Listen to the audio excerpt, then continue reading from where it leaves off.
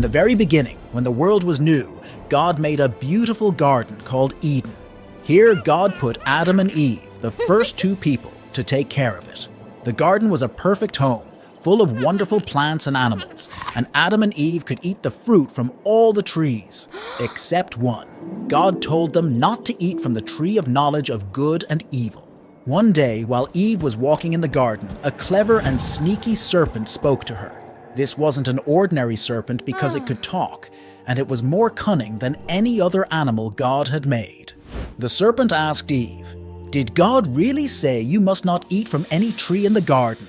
Eve replied, "We may eat fruit from the trees in the garden, but God said, 'You must not eat fruit from the tree that is in the middle of the garden, and you must not touch it, or you will die.'" The serpent, wanting to trick Eve, said, "You will not certainly die.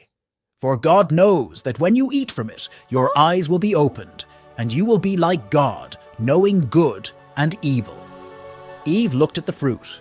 It was beautiful and looked delicious, and she liked the idea of being wise like God. So she took some of the fruit and ate it.